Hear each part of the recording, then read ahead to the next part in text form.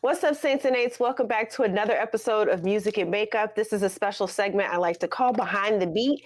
This is where I sit down with artists who are making noise in their lanes. My next guest is straight out of Detroit. You might be familiar with his project, Honestly Filthy 2, but he has returned with his latest release, Cry Baby and Trust. The title might fool you, but the sound and lyrics won't. Please welcome to the podcast, BigTrip. What up, bro? What up, bro? I'm good. So for people who are just getting familiar with your music, who is BigTrip and what should they expect when they hit play? It depends on what mood I'm in, what mood you catch me in when you press play. You feel me? Depending on what project you put on, that's the lane that you get from Big Trip. You know what I mean? Oh, so I see you're coming out of Detroit. Like, how has that influenced your music? The whole city in general, like I'm an East Side dude, but I'm from East 7 Mile, but I done lived West, I lived East. So Detroit is kind of like it's definitely two tails to East Side. As far as East Side and West Side, it's kind of like two different worlds for real. And I feel like I've tapped into both worlds and I can move free throughout the city. So I'm giving you the whole city aspect. So how'd you get the name BigTrip? Well, back in probably like, it's been a long time. So I'll say probably about like 2000, about 2000 or 99. I was in a Mhm. group with three other big dudes. My man's Freddie and my man's Dantes, and the name of the group was Triple XL. Over the years, I fell out of touch with them boys, and I don't know if they still do music or not. But everybody looked at me as Triple XL. So at first that was my name, Triple XL or Fat Bastard, because when I was in the group, like I say, the whole group name was Triple XL, but I was Fat Bastard in the group. Once I departed, guys, I basically ran with the name for myself, Triple XL, and then that got cut short to a Big Trip, and most of my people call me Trip. Let's talk about your recent project, Cry Baby. What was the headspace that you were in when you made this project? Because there are some personal tracks on here. So I was wondering, like, what headspace were you in when you made this? At first, my mindset was I just really wanted to talk to the artists in the underground, and I wanted to talk to the fans. It was kind of like I was in a love hate relationship with both. And I was like, I was in a position to where I felt like I was putting in a lot of work. I know my lyrics is top tier, and I know my content is top tier, but I still wasn't feeling like I was moving the needle. And when I was making the album, it really was the beats that put me in certain modes. And I just wanted to get more personable with this album. My prior albums, a lot of the music was just basically trying to show that I could rap. You know what I mean? It was more Mhm. so music, strictly music related. It really wasn't I wasn't conceptual or none of that type of shit. But I feel like this project, I wanted to get conceptual. And a lot of the personal songs that came about with this album really was just from the beats. The beats, certain beats put me in certain modes and made me write certain things. And I felt like by me getting personable with the industry, or should I say the underground in general, I felt like it was time for me to open up a little bit about my own self. Like the one song about my brother and references of my father and shit like that, shit that I never really touched on so far. The title Cry Baby is unexpected. What made you choose like the name for that? I think I have listen to your story now. I think I have a good idea why, but just explain, why did you choose that name for the album? Shit, honestly, it was a joke for real. It was a joke. My title song, Cry Baby, I had called one of my homeboys, my man's Mickey Diamond. This is my Oh. brother in the whole little underground or whatever. We grew up together, and Uh-huh. I called him and I spit like the first 8 bars to the song, and the first thing he said was, "Bitch, you a crybaby, like quit crying." You feel me? And I'm like, "What the Uh-huh. fuck?" I'm like, "Nigga, fuck you." You feel me? Like how can you equate my pain? You feel me, on some joking Right. shit? And Uh-huh. then once once the ball got rolling, I'm like, shit, that's the perfect name for this shit. So really Mick named this album for real.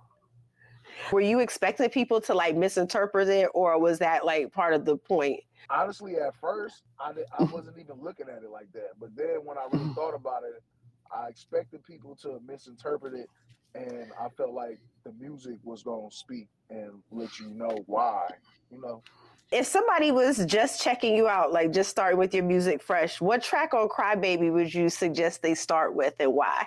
Well, if you want to get a gist of Crybaby in general, I would say start with "We Got What You Looking For." It's called "What You Looking For." Okay. Another one of my umbrella brothers, Daniel's son. Because at Okay. the end of the day, that song, the hook alone in that song is basically like the gist of what I'm talking about. Like, like I say, we got what you looking for. You ain't trying to cop Uh, what you looking for. mhm. I say they want hella drops and I can cook it more, but that Okay. shit fall off the bone when you cook it slow. And my whole gist of that is, the fan, everything is like real microwavable nowadays. You know what I mean? So I could drop an album today and 3 days later they want another album. It's like, yeah, I could do that. I could give y'all hella albums if that's what you want. But I don't make microwavable music. I want you to sit with my shit. I want you to anticipate. I want you to want more. I don't want you to listen, because like I say, Crybaby came out like 2 months ago, damn near, and I'm doing an interview with you now today. You feel me? So Uh-huh. I feel like it had a nice impact. So let's talk the production on this album. Who did you link with, and how did that like help shape the sound of this album? My link with Mallory Knox, which is another umbrella member. And me and Mal go way back. That's my sister. You feel me? We go way back even before she even knew how to make beats. You know what I mean? And I definitely was supposed to do an album with her. Like I was like the first artist to really tap in with her, but it just didn't. The album itself didn't go through or whatever. So some things happen. Blase split. You know how that shit go. And Yeah. but I double back and shit. As soon as I told her I wanted to get down, she was like, "Let's do it." And we got on the phone, we picked the beats, and like I said, as I picked the beats, of course I wasn't thinking of nothing, no concept, none of that type of shit. It was just the beats that I liked, and I felt like they all meshed together. But it ended up working out exactly how I needed it to. Do you prefer working on like having like one producer when you're doing an album, or do you like to have like a mix? It depends. Most of my albums have been one producer, but Feel Be Thy Name was a bunch of different producers.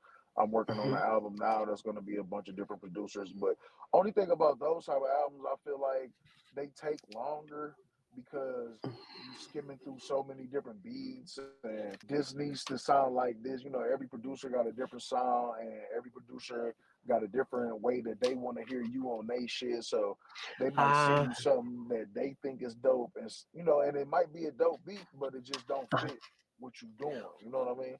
So that's yeah. the only hard part about working with a bunch of different producers. But I mean, I go either way for real. Whoever got the fire, let's do it. I know that's right. What's like your go-to vibe in the studio? Do you like a calm type of session, or do you like a lot of energy and people in the room? I don't have no preference. It is when we get to the studio, whatever is shaking is what's shaking type shit. Because I'm not like, well, I ain't gonna say I'm not like everybody else, but I know a lot of nowadays. I'm from the old school with this shit, so I've been working with the same engineer for damn near 20 years now. So me and him just got a rapport, and I still pay for studio time and all that type of shit. Mostly because my engineer is one of the dopest. Shout out to Sar. He one of the dopest in the city, and like I said, we got that background where we've been working together for a long time. I always want to support my peoples, and not to mention, like when I go to the studio, my shit is already done. Like I've Mhm. written every song. Like I record a whole album when I go to the studio, so every song is Okay. already written. I fucking rehearsed them 30, 40 times because time is money in that motherfucker. So my Hmm. sessions are not really like the type of sessions where now when I go to my friend's house, they got their own studio set up. It's different. So that's why I Uh-huh. say I don't have a preference because I've been in both environments and I could thrive in either or. What do you feel like when you're flipping through beats and like trying to make a selection? What are you looking for? Like, what makes a beat like Big Trip worthy? As soon as I hear it, if it make me start rapping, if I hear it and I start rapping instantly, like then that's the beat for me. Because sometimes I hear a beat and it's a good beat, but it's too good of a beat. Like Hmm. Mal, like I got a beat right now still that was supposed to be on Crybaby, but the beat just so fucking good that I can't think of shit to write to it. All I do, I just listen to it. And this has happened a couple times when it comes to her. And Mm-hmm. it also happened with Honestly Filthy One with Jamil Honesty. There's one beat on there that I didn't use, and it would have been both of those beats. They would have been remarkable if I would have used them, but it was just like Mm-hmm. they so good that like I can't even write to them. I just listen. So, but yeah, that's what them the type of beats I'm looking for. The beats that give me a feeling as soon as I hear it. From the first Honestly Filthy to Crybaby, where do you feel like your biggest growth happened between those span of those two projects? Just learning how to make a more cohesive project, like, as far as sequencing and beat selection and, putting shit together. I'm still Mm-hmm. learning for the simple fact that, I've been rapping for a long, long time, but like I never really when I was coming up, it was about who had the best verse. I came up, like I said, I started off in a group. Then once I stopped with that group, I basically not necessarily joined another group, but we just Mm-hmm. all used to rap together so much. When I was coming up, it was the battle era, shit like that. So, like in Mm-hmm. high school, it was you won by not running out of raps. Not only being dope, but not only is he dope, but he got 100 raps too. So Mm-hmm. that was how you put in the work then, because it wasn't no. I'm from Detroit. Ain't no labels around this bitch. Of course we got Motown, but they wasn't talking Yeah. about shit then. You know what I mean? Mm-hmm. At least Yeah. not when it came to hip hop. They were strictly, Mm-hmm. R&B and shit. Where do you see your sound fitting into like the broader landscape of rap right now? So like, where would you classify your sound? Anywhere you put me, Jigsaw puzzle. Okay. Anywhere you put Okay. me, like it's nothing that I can't do musically. I just haven't had the opportunity or the time to reveal all of my tricks. Should I, Okay. was per se or Mm-hmm. whatever? But I feel like I could feel like I could fit into any. I don't have a style. Whatever you put in front of me, I could tackle it. Okay. So, is there anyone in the city, past or present, or really anyone in particular that you would like to collaborate with or build with? Shit, everybody. Especially, like I said, especially as long as I bet I would love to work with a lot of different people. Like the list goes on and on. Jadakiss, fucking Benny Siegel, Freeway, the whole state property shit. The people that I grew up admiring, that the pens that I've respected, because when it comes to Detroit, like most of the pens that I ain't gonna say that I respect, because I respect a lot of pens, but I'm talking about Mhm. like lyrically, like the real spitters, like Detroit. We got a different type of style, you know what I mean? Yes. And like you said, that's not necessarily my style. It's not that I don't like it, but it's just not my Mhm. style, you know what I mean? And I'm an older cat too, you feel me? So a lot of the new shit is more, I don't know, it's more party, braggadocious. Don't get me wrong, I can get braggadocious, you feel me? But I like to, I don't know, my style old school still. You know what I mean? I'm still stuck. Okay. I'm still stuck in that era. I'm still stuck in the golden age. How did you start rapping? My pops used to rap for one, Uh-huh. and he just loved hip hop. So I was always Okay. addicted to hip hop from a young age. It was mostly West Coast, because that's where a lot of gangster rap, a lot of UGK, a lot of Scarface, and you know, Mm-hmm. NWA, West Side Connection, E40. So I grew up Mhm. on a lot of the West Coast music. But once I got to the age where I was really understanding what they were saying, and I was able to understand what bars was and what lyrics Uh-huh. were and double entendres and all that type of shit. That's when I started listening to East Coast music. And my Mm-hmm. cousin Mike, shout out my cousin Mike, he basically put me and Mick onto like the broader East Coast sound. You know what I mean? And that's why Okay.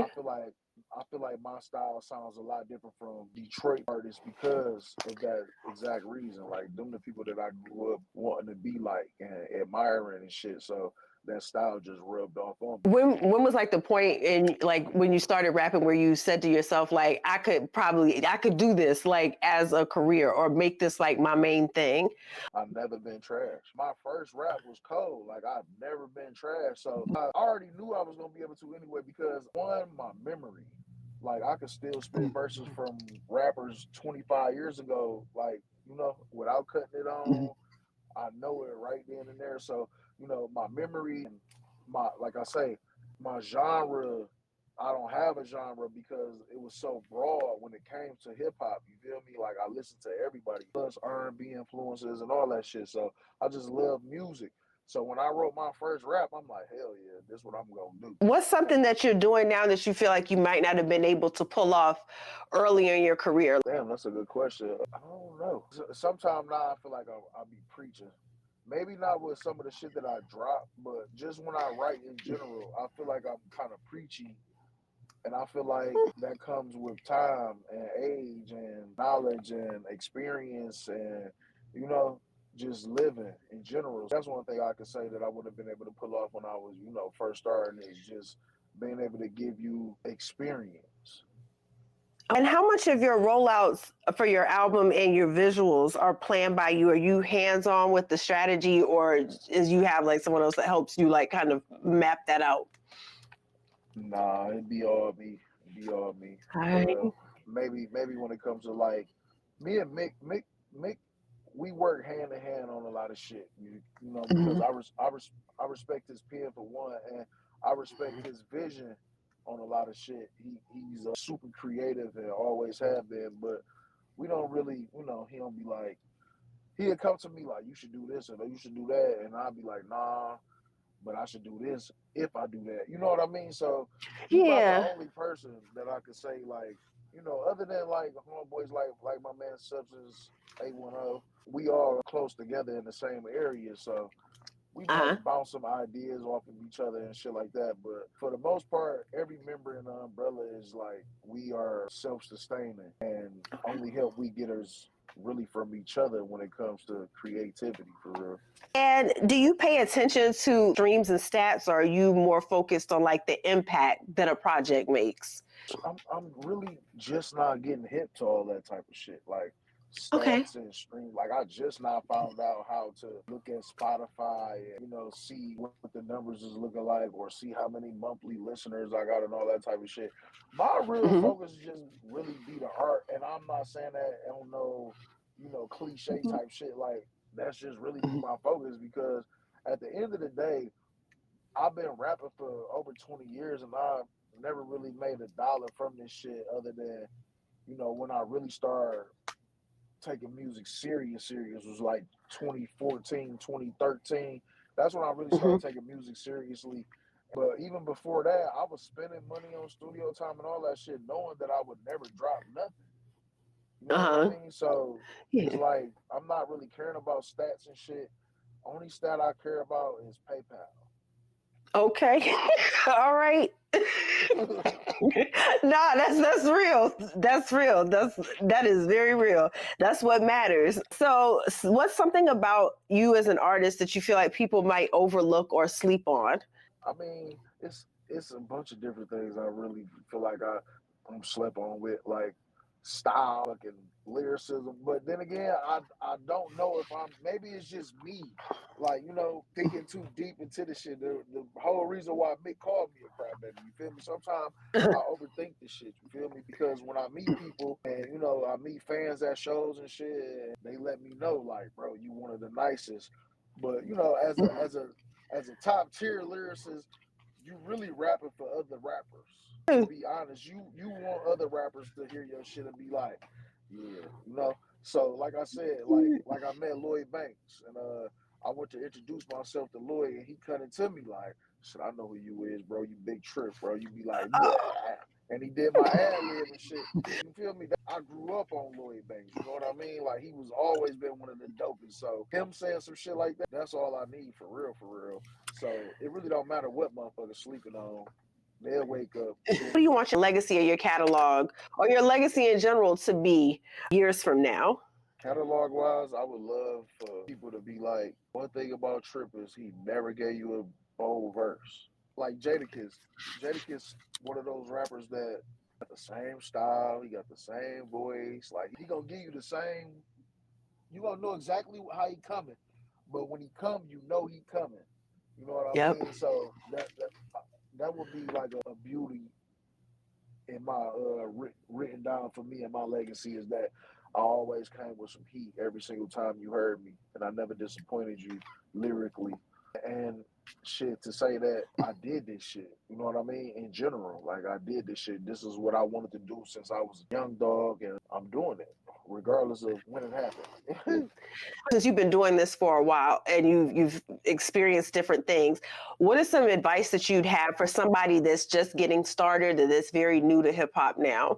Overwork, especially if you young. Like put in hella work, and then after that, put in a little bit more work. Okay. You feel me? And always stay confident. Always stay confident, no matter what the naysayers say. You know, don't be delusional. You know, and that goes for anything, not just hip hop. Like some Yep. shit you have, some shit you don't, and it's okay. You Yep. know what I mean? So don't be delusional in your, be confident but not delusional. And take this shit serious. Treat it like a real job, because at the end of the day, it is. This real work that we put in. So treat it as such. Be punctual, be a man of your word, have integrity, don't sell yourself short. All So now that Crybaby is out, what's next on your list? Any plans for any visuals, shows, or any new music? well, I got one visual out for Crybaby already. The joint, what would you do? So you can go on YouTube and look that up. And I'm working on a project right now that I was thinking about dropping this year. I'm not sure. I might, but like I said, I'm not really like cookie cutter type of artist. So I try to do 1 to 2 strong projects a year. So I probably go. I'm working on one. Like I said, it might drop this year and it might not. It all depends. And I'm also working on a collaborative project with my man Sub right now. That's going to drop this year for sure. Are you trying to stick to album formats only, or experimenting with like more mixtape? More than likely, like nowadays, EPs and unless it's like some collaborative shit, like if I do like a Hmm. little 4 5 joint with, because in the underground is real like physical heavy. Like we still sell physical, so nobody really want to pay for no 4 song joint. You know what I mean? And giving away music. I mean, it's cool, but it's just not really something that I'm into. Like, cost to make this shit. So, Yep. you know what I mean? You want to see a return on your investment. Yeah. So outside of the booth, are there any other things that you're working on, like business wise, or maybe your own label or fashion? Or you just. I've been have my own label, Filthy Animal Entertainment. Hmm. Like I say, the umbrella is more so of a conglomerate of Okay. just a bunch of different artists from different places around the world, and we all just come together and just help each other out, show each other love, and help guide each other. But yeah, we all have like outside things going on. So yeah, I got Filthy Animal Entertainment that I've had for years now. I'm going to be tapping in with my man Sub, and we're working on some. He's already got a truly authentic clothing line out or whatever, and we're gonna do like a high end version of that for the better materials and all that type of shit, high end shit. So that's one thing we're working on. When people look back at this Crybaby era, what do you want them to remember about this in this project? I want them to remember that it's okay to champion somebody that you don't know. Just because you don't know them or just because they're not popular doesn't have to be a big swinging contest. You know what I mean? And if you like somebody, let it be known that you like them and spread the Yep. word.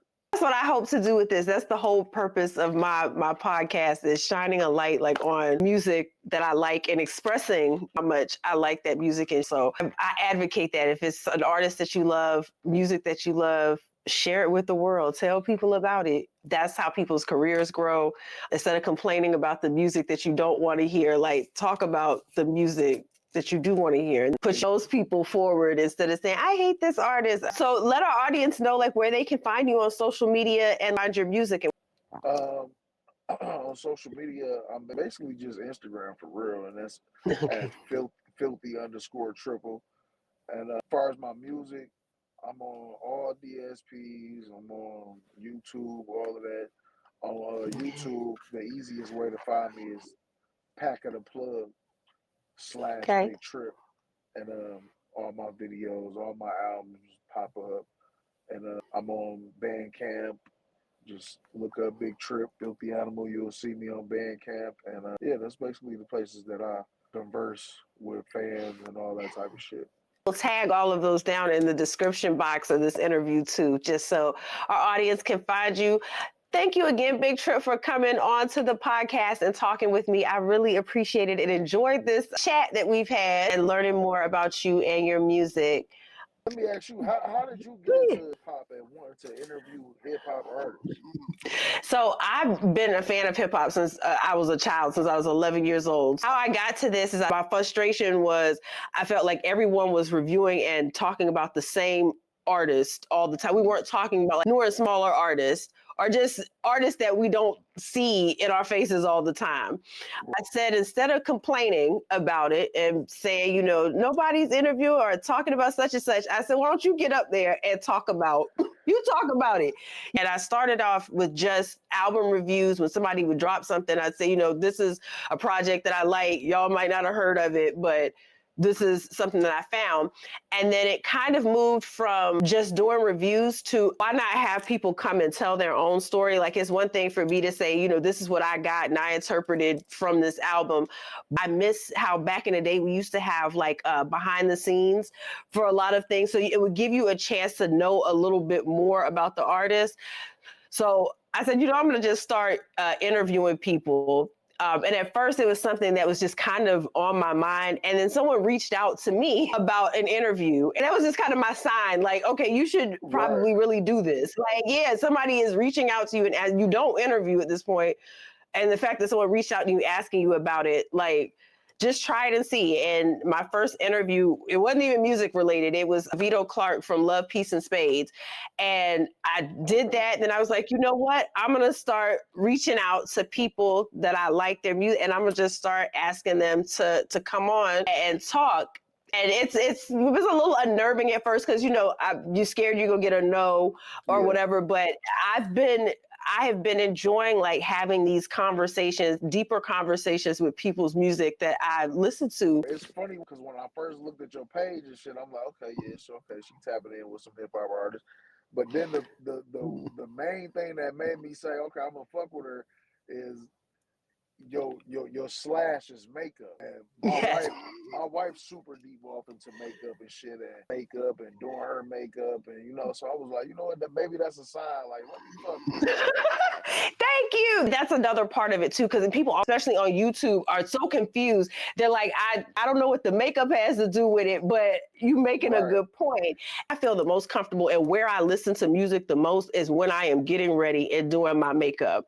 And most women can relate to that. Like, we don't get ready in silence. Like, it's some kind of playlist, some music, something going that kind of gets you hyped up for wherever you're getting ready to go. So shout out to your wife for being a fellow makeup lady for sealing the deal. I appreciate you for joining us. Well, that's our time, Saints and Aints. Again, thank you, BigTrip, for joining me on the podcast. All music that we discussed today is tagged in the description box. And don't forget to like, share, and subscribe for the latest in music and makeup. Until next time, Saints and Aints. Love you. Bye.